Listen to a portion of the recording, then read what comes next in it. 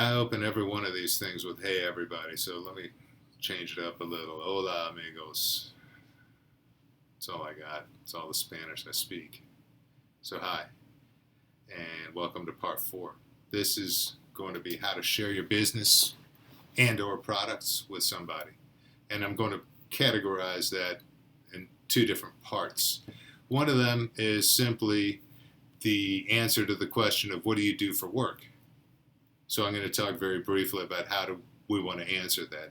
And then the second is actually the share, what I would call the share, which for a lot of people you have a presentation, but whatever it is that you do to convey uh, the message of here's what I'm offering, maybe here's why I think it would be relevant for you.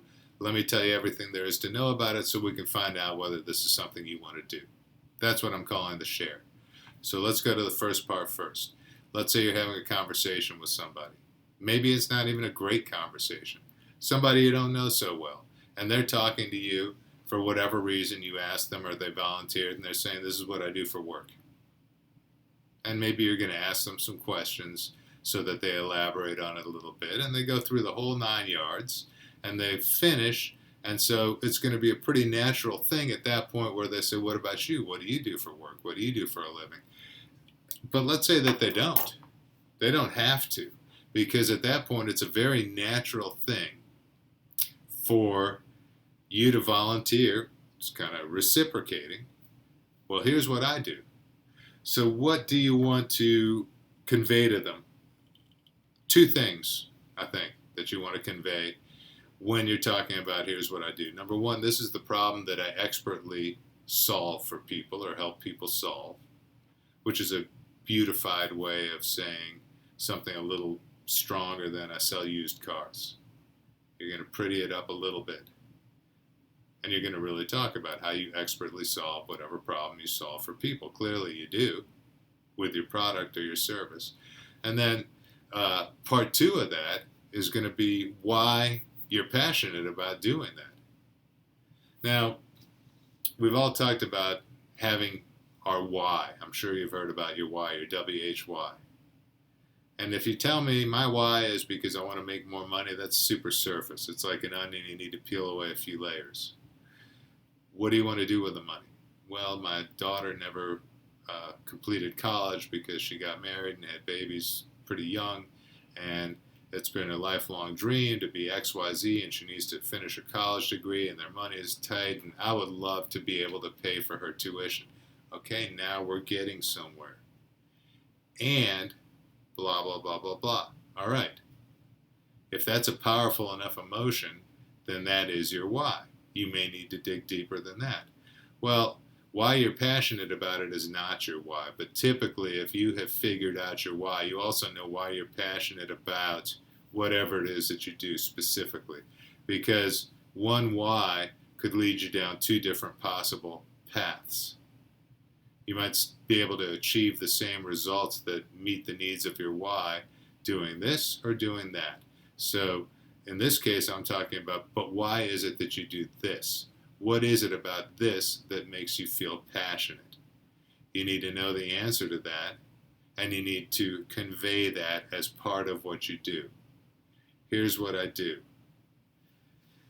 So many people are so overwhelmed by this, and therefore, I feel like I'm able to teach them the simplicity, and they lose the fear surrounding it and the mystique, and I feel like I'm really helping them. And that's my passion, is helping people in that way. Don't say, I like to help people. Many of us like to help people in the same way that many of us like money. It's surface. It's cliche. Okay, so you got to give me a little bit more than that. I like to help people. I know you like to help people. You wouldn't be in this line of work, and I'm glad that you like to help people, but there's more to it than that, and that's what I want to hear about. Okay, so anyway, let's say that you lay that out, you tell them, here's what I do, here's why I'm passionate about it, you presented it beautifully, and what's likely to happen then, they're going to say, oh, nice, cool, all right, right on, whatever, and it's kind of closing the door on it. Okay, before you let that door close all the way, there's a simple little line that's not obnoxious that you need to throw in there. Okay? And it goes like this. It doesn't have to be stated exactly word for word the way that I say it, but yeah, if you want to find out more about it, just let me know. Simple, succinct. You want to learn more about it? Let me know. I'm happy to get you some information. Okay, that's not pushy. That's not obnoxious. To me, that's like, thank you for not talking my ear off about it. I asked you what you do, you told me what you do, and then you said, I'll be happy to elaborate on it. That's all I'm going to say for now in the interest of time and the fact that you may not even care. Okay, so you say something like that. You want to know a little more? Just let me know. Happy to get you some information. Done. The conversation could end there. I would probably keep on talking. Change the subject. You're done talking about that. But don't change the subject if they say, you've got to understand that now it's their turn to talk. Yeah, that'd be great. Okay, that's one possibility. We're going to address that. Or, okay, will do. And don't get into or if you know other people, or, hey, don't push them. All right, you had your chance, you said your piece, and now you're done with that, and you need to talk about something else. And you need to let them know that my sole purpose of getting in touch with you in the first place, and this needs to be true, was not to try to sell you this thing. You have not been having a great conversation. You've been having a conversation. But you want it to be great. You want to bring it back around to that if it's not something that they're interested in. But let's say that they say, yeah, send me a link or email me some information or whatever. That sounds fine. Okay.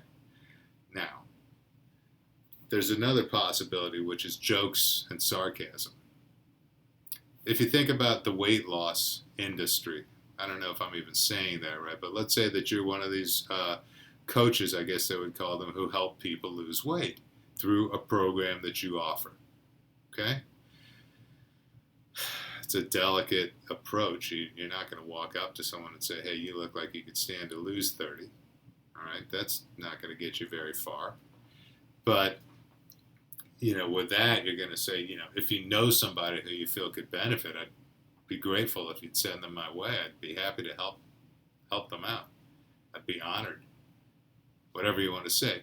And they come back with a sarcastic response like, oh, yeah, man, I could stand to lose 20 pounds if you want to know the truth. Okay? They say it sarcastically. They're embarrassed about it. They're not just talking. That is not what I would call a plea for help, but they're saying, I'm interested. Under the right circumstances, I am interested. And so what's your good follow-up? Not, yeah, that's really funny. You say, well, you know what? I get what you're saying.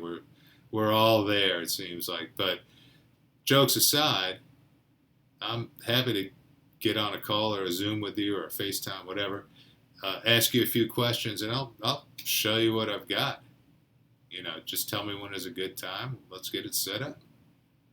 So you try to set up that share when they give you a sarcastic response. You laugh with them a little bit, and you say, listen, kidding aside, I'd like to help you. I can help you. I want to find out if I can help you. I don't know whether I can help you. Depends on the circumstance. Excuse me. Okay.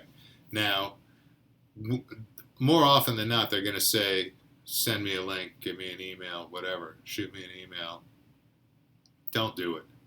Unless you absolutely have no other choice. It's pretty much a waste of time. Are they going to look at that email? Schedule a phone call. Schedule a Zoom. Whatever it is. Why? Why do you need to do that? You say, well, I don't have the magic pill that one size fits all. I want to ask you some questions so that I can see if it's something that I can help you with, number one. And if so, I want to know specifically what to recommend to you. No pressure. Just want to ask you some questions, though, if that's all right with you. Oh, yeah, okay. Maybe they're going to give you resistance. I don't know. I mean, every time the road can fork. Every statement, the road can fork. And so I can't give you every possible scenario, but I'm telling you things that are likely to happen. Okay, and I'll say this, that if somebody's unwilling to get on a FaceTime or a Zoom or a phone call, and you got to do all of this stuff through Messenger or texting or whatever, you can knock it out a little piece at a time. The success rate is going to be significantly lower, I would think, because it's not as focused. You're not going to get them into the moment. But it's something. I mean, it's better than nothing. You're not stuck. You're not going to stagnate, and that's a good thing. Okay. So once you've been able to take them through a share, of course, and I talked about this in a previous video, you've kind of in your mind formulated an idea of, do they want to be, do I think they're best suited to be a customer or a builder or just an advocate for this business? And that might have dictated the presentation, if you maybe have 2 or 3 different presentations. But you have some idea, and at some point you're going to need to make a recommendation that they do whatever. A lot of people call it the close. You need to close it. Okay. This is really, really uncomfortable for a lot of people. But I want to ask you something. And I know I'm making a video here, so you're not going to be able to answer me, but I want you to think about the answer to this question. Let's put it that way. Do they think that you're going to give them the presentation and then not ask them if it's something that they want? You're not going to try to close? Does anyone ever do that? Would sales get made that way? Would they happen? They would. They're expecting it. Now, maybe they're expecting something obnoxious, something unpleasant. We're not going to do that. We have not come all this way to be unpleasant. We are their friends. We are constantly building and strengthening our relationship. So, yes, I'm going to invite you to join my business. Or yes, I'm going to recommend maybe a very specific purchase. Or maybe if I don't really feel the enthusiasm, but I still think you might be one of those 2 categories and more than an advocate, I'll invite you to an event where there's a lot of stuff going on and it will build excitement. That's another possibility. But what is it that you want to say to them that's not obnoxious? And I'm going to give you a couple of examples. You have to do what's comfortable for you, but you cannot dance around it. So how about, okay, you've finished the presentation, you've answered any questions they have, you're at that point, and you just say, all right, so listen, based on everything we talked about, do you feel like you're ready to get started? That's a yes or no question. It's not obnoxious. Based on everything we talked about, are you ready to get started? Do you want this? When you're asking somebody, do you want this piece of chocolate or do you not? You don't just stand there and hold it. You don't hold it up to you and wait for them to ask you for it. Hey, based on everything we talked about, I told you every ingredient in this piece of chocolate, and it's going to cost $1. Based on everything that we've talked about, do you want this or not? Because I'm cool with whatever, but I just want to know. Okay? They're going to say no. They're going to say yes. They're going to say no probably more often than yes. They need time. They need time to process it. They need to be pushed maybe. And we're not going to push them hard. This is about them, not us. Okay? Another one that I want to give you. Sounds like you're ready to get started. Obviously, they're more enthusiastic. But they may not have said, I want to do it. They asked some questions. Sounds like you're ready to get started, but let me ask you something. Would you rather that I take you through the enrollment and the first shopping experience, or do you want me to just send you the links? Because I can, assuming you really can, I can do it either way. Some people are more comfortable with one than the other, so I just want to know what's good for you. If they don't want to do it, they're going to say, well, slow down, I'm not quite ready. Okay, I'm going to wrap it up here, but I want to say this.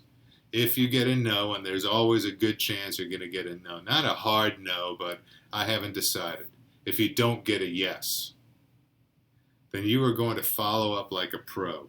What do I mean by following up like a pro? Well, that's a different video that I haven't done yet. It's coming, but this one's over. So thanks for watching.